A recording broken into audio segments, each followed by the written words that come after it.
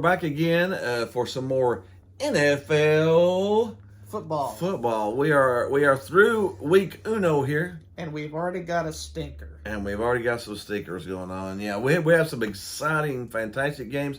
We're starting to see that some of the teams that we thought were horses are horses, and some of the teams we thought were bad are bad, and some of the teams Or the other way around. and some of the teams that we thought might be pretty good wasn't. So anyways, we'll jump into it. We will recap week one first. Talk about the winners and losers there. We'll throw in. There's already a couple little dumpster fires happening. We'll talk about Already in week one. Week one, there's some smoke turning here, yeah.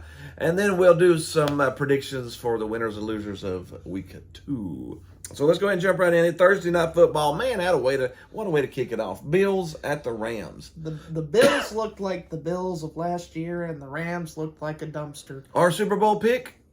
The Rams. Oh, not the Rams, but the Bills. The Sorry. Bills. The Rams won last year. We picked the Bills to go to the Super Bowl this year, and they look good. But outside of Cooper Kupp, did you see the Rams do much of anything? No, Cooper Kupp tiptoeing and making a Hall of Fame tiptoey catch in the corner like he always does. That's all I saw there. Throwing interceptions. That's a problem. Well, I almost thought he had a Lions jersey on there for a minute, throwing those picks. But they were missing some players from last year. You know, they don't. I mean, people don't. You don't say much about Odell Beckham, but Odell probably took a lot of pressure. Yep. Off of some of the other players they left last year. Von Miller was on the other side chasing. I mean, he got 2 sacks on Stafford, and he probably was on his heels another 15 times. Von Miller chased Stafford all over that field. That probably tells you a lot more than you need to know about the offensive line. Yeah, the offensive line was struggling a bit, but I guarantee you that Stafford wish he had Von Miller back on the other side and not that, because he beat him up during that game. But 31-10, that was a dominant win. I mean, over the last year's Super Bowl, dominant win. Jumping into Sunday, we were at the Browns-Panthers. That was so hot over there. Man, it was a hot game. We got some sunburn going.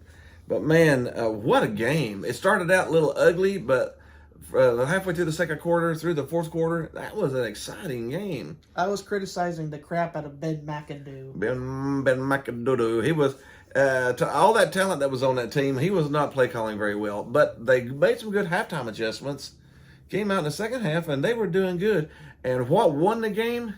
My goodness. 60-yard boot. 60-yard field goal. And it would have been good from 70. I mean, they actually did a scale on it. It would have been good from 70 yards. Dear Lord. That would have been an NFL record field goal by a rookie, highest drafted kicker in like 10 years or something. Out of LSU. Out of LSU. Man. That's what kicking to me is important. You need to have a good kicker, a good snapper. We'll talk about that here in just a minute too. A good snapper, a good holder, good kicker. If you don't have that, it will cost you games. It will win you games. The Browns won this game because of the boot, of the kick. Because they were outplayed in the fourth quarter. Carolina outplayed them, but. You know, if you can kick a field goal from midfield, then I guess you're doing fine. Then maybe you can win a game or two. Yeah. We had the Saints at the Falcons. This was the tale of two halves too. The Falcons won the first half. The Saints won the game. Where have I heard that before? Yeah. The Falcons had a 26-10 lead and lost. What do you expect? 27-26. What do you expect anymore? This is a different team, though. This is a different coach. This is a different quarterback. Maybe the whole franchise is cursed. I don't know. They need to just stay out of the 20s. Don't just score 26 or 28. I don't know what that was. How many blown leads is this team gonna do? How many more is it gonna happen? I don't know. But this is just getting silly. It is getting silly. We had the 49ers at the Bears. The first shocker.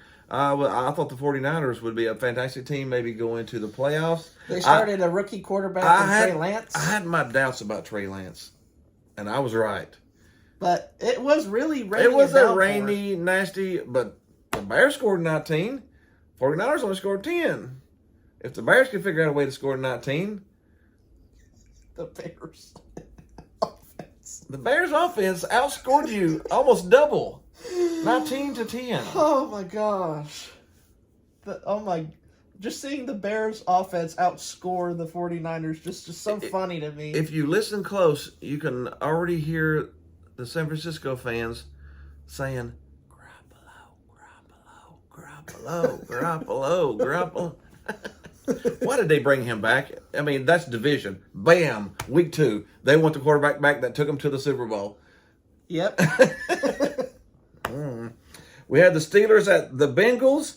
Here's where kicking comes into play. The Bengals looked horrible starting out. They had 3 picks in the first quarter. And then Joe One of them with picked 4 times. One of them with the pick 6. He had 4 times total. One of them was there was 3 in the first quarter and a half, and one of them was a pick 6. But the Bengals fought back. They're a good team. They fought back.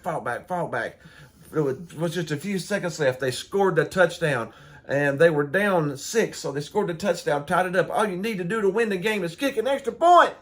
And your placeholders and stuff were injured, and so they messed it up all game long and lost the game because of kicking. Minka Fitzpatrick blocked the extra point, but it's still a gaff. It was their snaps, though. Their snapper or their holder, one of the two, was out because of injury. And the Steelers ended up winning in overtime. Mm-hmm. So a 60-yard kick won you a game for the Browns, and a extra point lost you a game for the Bengals. Tell me that kicking ain't important. 1-0, 0-1. That one win at the end of the season could be the difference between home field and not home field, or making the playoffs and not making the playoffs because of a kick. And T.J. Watt's going to be out for a little while. T.J. Watt, he tore a pec. They're saying he could be out 6 to 8 weeks. They're saying he could be out the entire year. He's getting some second looks at it just to see if there's something that can be done. Just having the thought of a torn pec. That's good. Yeah. I thought the Steelers were going to have a rough year. Anyways, they wanted the Bengals bad. Bengals beat them both times last year. I think they would have I think they'll be happy at 1-16 now that they beat the Bengals. They wanted to beat the Bengals too. I don't know if the Steelers are going to be that bad. No, they've been 9-7. They'll be happy. They have not had a losing season under Tomlin since he's been there. Period. So I think they'll be okay with 9-7. But they really wanted that Cincinnati game. We had the Eagles at the Lions. This is somewhat of a competitive game. 38-35. The Eagles' offense is just as good as I thought it would be. I mean, the Eagles' offense was pretty good. The Eagles' defense struggled a little bit. And the Lions put up a valiant effort. But just like the Lions, they lost. They can't win. Man, those guys... They score 35 and lose. Man, those guys... I feel bad now. Me too. I'd like to see the Lions in the playoffs. I mean, wouldn't you like to see the Lions in the playoffs? I'd like to see the Lions not only in the playoffs, but win a playoff game. Oh, yes, that would be fun. We had the Patriots at the Dolphins. 20-7, man. Dolphins. It's been a recurring meme of the of the Patriots going into Miami and crapping the bed. They can't win there. Not even when Brady was there. They've had problems. No, just can't do it. We had the Ravens at the Jets. And the Jets threw the ball, 51 times? 59 times with Joe Flacco. You have Joe Flacco as You're not going to win any game throwing the ball 59 times. With Joe Flacco. Especially with Joe Flacco.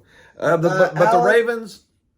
The Ravens look good. But Al, your rebuild is still on cue. It is still ongoing. Yes, it is. But the Jackson on his... contract tour, I heard he turned down over $200 million. He doesn't want the money, he wants to play. No, he wants the money, he just wants more money. I don't know, we'll see. We had the Jaguars at the Commanders. The Commanders won 28-22. Carson, remember we gave him the ints last year. Yeah, but he threw 4 touchdowns this time. But he did throw 2 ints. He threw 2, but he won.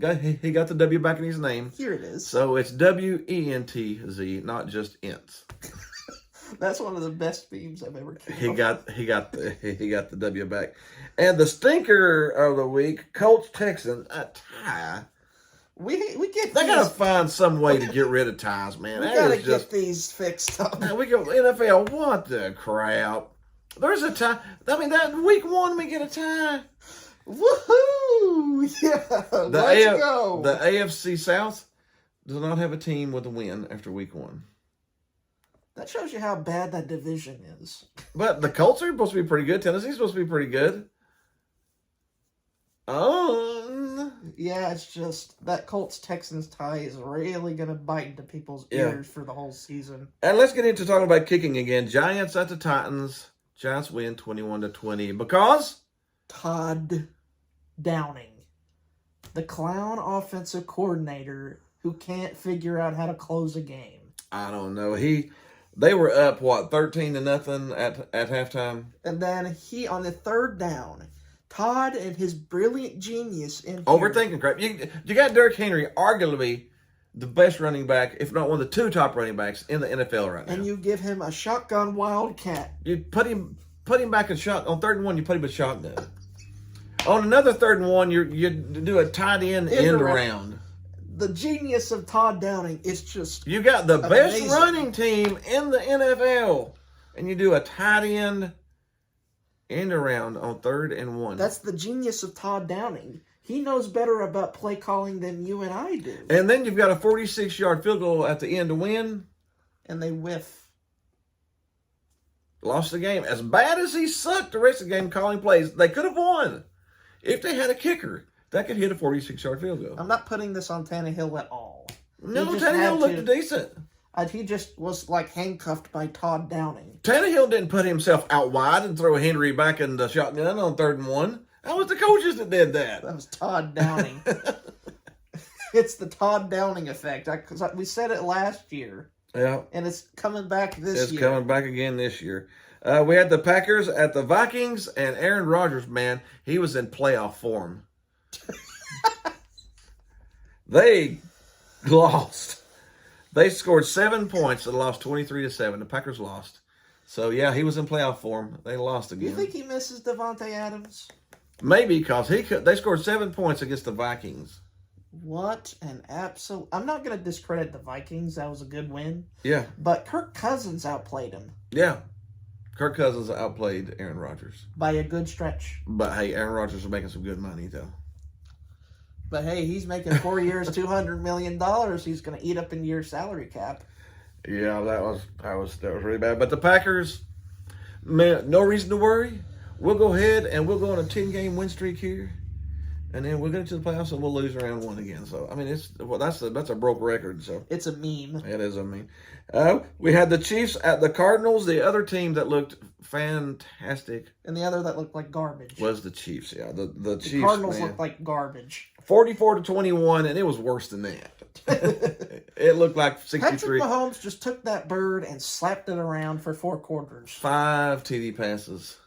Jeez. 5 TD, and they pulled up. They really didn't try too hard as you know, as much as they could have late. Oh, Cliff Kingsbury, it's time for you to jump off a cliff and into jump off a cliff. I don't know. The Cardinals, I don't know if they'll make the playoffs this year. I don't know. They paid Kyler Murray all that money. It'll be a wild card at the best if they do. I mean, poor Cliff Kingsbury should probably jump off the cliff that the Cardinals are on right now. They shouldn't have, honestly. I mean, I like Kyler Murray, but they shouldn't have gave him that contract. They should have let him prove it through this year, and then they could have done the contract. But nope. We had the Raiders at the Chargers. The Chargers played well. Yeah, 24-19. We had this one really, really close, but we had the Chargers winning. Man, Justin Herbert. Looks like Justin Herbert. He looks like he's 12 years old, but man, he also looks like Joe Montana in a 12-year-old body. He's pretty good, you know. He's really, really good. And we're going to have a good week this week coming up with that game too. And then we had the Bucks at the Cowboys, and it's the same old Cowboys. Dak is hurt, and the Cowboys lose game 1. Some may say it's Christmas for... Is it 2021 or 2020 or 2019 when Dak's hurt and the Cowboys lose? That's just a very... He hurt his hand. It's going to take surgery. That's going to be He could be out. They're saying he can make a quick recovery now, just be out a few weeks. But some are saying 6 weeks. Some say maybe IR. I don't know. So we'll see. You know the feeling of whenever you try to put a vampire back in his coffin and he just comes back from the dead over and over and over? That's what Tom Brady is right now. Yeah, I mean, they still look good. That team's still loaded with talent. It's got some talent on it. And then our Monday night game, we had the Broncos with the return to Seattle for Wilson. A good chunk of this game we're going to save for a different segment, but we'll just prioritize the highlights here. Russell Wilson had a decent debut. He had a pretty good debut. The play calling was pretty bad. Yes. Seattle wanted that win really, really bad. They were at like a 99 decibel level screaming. It was. And Geno Smith. Congrats to Geno. I mean, that was some crisp looking quarterbacking. He only missed one pass. Yeah. And he has 2 TDs. He has more TDs than he has incompletions. I mean, that was pretty good. They didn't they leaned on him the first quarter and a half, and then after that they sort of got to the running game a little bit. But Geno, he looked really good. That was some good coaching too by Pete Carroll. Mm-hmm. When you got a guy like that and you're just coming off of a quarterback like Russell Wilson, you want to give him as a game manager role, and he fit his role. He fit it good, yeah. All right, that is our recap of the week 1 scores. Now we'll talk about our dumpster fire of the week.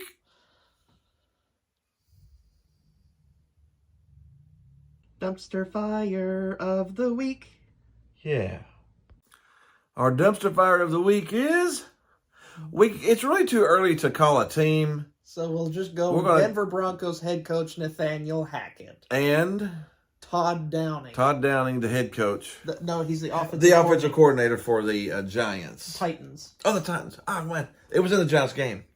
Man, that was some bad play calls. Talk about the Denver one first. Why? Give me a moment.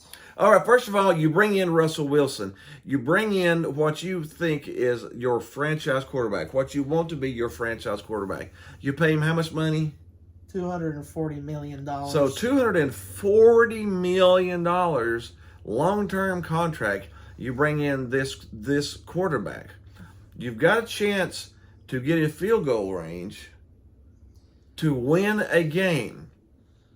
Let me set up the sequences that led up to this moment. They had 1 minute and 5 seconds left on the clock. Mm-hmm. They ran a play. They called it dead at 1 minute and 3 seconds, and then afterwards they just slightly jogged down to the quarterback like they were going for a morning stroll, and then they go into the huddle, and then they sit there for 20 seconds. They talk about what they're going to have for supper that night, and then they come out of the huddle. And they had all 3 timeouts, and the clock was running during this time. Mm-hmm. They go out of the huddle. The play clock is under 10 seconds. They don't even snap the ball. And with 1 second left, they call a timeout, their first timeout. And then after that, we get the stupidest thing of them all. You kick a 63-yard field goal instead of going for it on 4th and 5. So you got 1 minute and 3 left. And the instant in your mind is, we're going to try a 65-yard field goal. I mean, that's the only reason why you would waste all of that time off the clock, is if you never even considered going for 5 yards on 4th and 5. And now this was like a 65-yard field goal. 64 and up field goals over the history of the NFL, the percentage of hitting them, 7%. You have a 7% chance of hitting a 65-yard field goal. Going for it on 4th and under 5 or under yards, you actually have a 54% chance of completing or getting that down. So you would rather take your $240 million quarterback, put him on the bench, bring in a kicker, and go for a 7% chance success rate rather than giving your $240 million quarterback a 54% chance to get 5 yards. To get 5 yards with 1 minute and 3 seconds and 3 timeouts. You could have got down to the 20 and kicked a field goal. Oh my gosh. That is some of the worst What the crap? I'm not a coach. And I'm like, what the crap? That is some of the worst clock management I've ever seen. It was just, what's the worst decision? Why? I mean, I don't know if maybe from the earlier in the day they saw that the Browns kicker hit a 60 yarder, and they thought, well, if he can do it, then we can. No, it's 7%. 7. Not you can't just bring one regular Joe onto the team and have him kick that kick. No, it ain't going to happen that much. 1 out of 10% is the best. And it's 50-50 getting that fourth down play. And if you get the fourth down play, you still got a minute and 3 timeouts to get closer and closer and closer and closer. But they didn't use a single timeout, drained the clock, ran the clock off, 1 second, missed a 65-yard field goal, and took the L. So that was well-deserved loss. That was well-deserved. And now let's jump into the Tennessee game. But we actually gave you some of those. That was really good. 3rd and 1, and you put the best running back in the NFL in a shotgun. He must have been on some drugs before calling that play. Another 3rd and 1, you got the best running back in the NFL, and you do No, that was where he was on drugs. a tight end around. Who calls that on? All you need is 1 yard. And they were up 13-0, and it's like he was like, "Well, we got this one. I'm going to play, and let's try this." And they lost. I think Todd Downing after the season should be just working at a McDonald's serving food. He needs to be. He needs to be somewhere besides calling plays for the Tennessee Titans. Because, man, some of those play calls. That is bad. All right, that is our dumpster fires of the week. We don't have a team yet. We may have a team after week 2, though. Let's go ahead and jump into week 2 and talk about it. Let's do a little predictions here. I guess Thursday night. Man, last Thursday we had the Bills at the Rams. This week we got the Chargers at the Chiefs. Man, whoever scheduled these Thursday night games, I love you. That is just fantastic. You will need Prime Video, Amazon Prime Video. It does on Prime Video this year, so subscribe. It's worth subscribing just to watch this game. Because we have the Chargers at the Chiefs. The Chiefs are favored by 4 points. I'll probably take the Chiefs. Until somebody beats them, I'll take the Chiefs to win, especially since it's in Arrowhead. But man, what a game! I hope this is like a 37-34 good old shootout. Just shootout. It's just fantastic. All right, Sunday, starting at the 1 o'clock games, we got your Panthers at the Giants. The Giants coming off a big win in week 1. They actually have the Giants favored by 2.5. I'm taking the Panthers. I don't think the Giants are as good as they played. The Tennessee gave that game to them. No, Todd Downing. Todd Downing gave it down. But yeah, I'm actually going to take the Panthers plus 2.5. We got the Jets at the Browns. The Browns running game is going to wear out the Jets. It's too much for them. Yeah, the Jacoby Brissett, and again we sat there and watched him live. He was okay, but he was too scared to throw the ball downfield. He was off a little bit, throwing stuff into the ground a little bit, and toward the receivers had to make Superman diving catches to catch some of the balls and stuff. But the running game, Chubb and Hunt, good. Ding. So we got that one. We got the Commanders at the Lions. Man, that's going to be a disaster game. I don't know. What do you think? The Lions looked good last week. The Commanders won. I'm going to take Superman Carson Wentz. Oh, okay. Hey, he is coming off a W, so we'll go and take it. We got Detroit -2, so you've got the Commanders +2. I still miss when they were called the football team. The football team. I still miss the Redskins. Those are Redskins, people. I mean, I'm sorry. We got the Buccaneers at the Saints. This should be a good game, too. Bucs are favored by 3. Alvin Kamara's got a little injury. I'm worried a little bit about him. Do you want to take the vampire that came out of his coffin? I'll probably take Tom, the top of Brady Buccaneers. They always come back for more every year. Every year, yeah. We got the Patriots at the Steelers. That will be interesting too. With T.J. Watt out, I would probably go for the Patriots. I mean, it's weird not seeing Brady and Roethlisberger in those cities anymore. Yeah. I mean, normally think about it. This would be Brady versus Roethlisberger. That would have been primetime business. Now it's Mac Jones versus Mitchell Trubisky. Woo! Oh, but I've got the Patriots with the injuries to the Steelers. We got the Colts at the Jaguars. I'm gonna pick the Colts, even though they tied last week. I hate that to the Texans. I got the Colts. Colts -4. I would take that. More Dolphins. ties to come. Dolphins. Ravens should be a good game. Ravens are actually favored pretty high, about 3.5. I'd probably take the Ravens. I still think it's Lamar Jackson's contract year, and he's going to say, "So you don't want to pay me $240, huh? All right, let's go ahead and go for $260 after I tromp through the NFL this year." Then, so I'm going to take some Ravens -3.5. We got the Falcons at the Rams.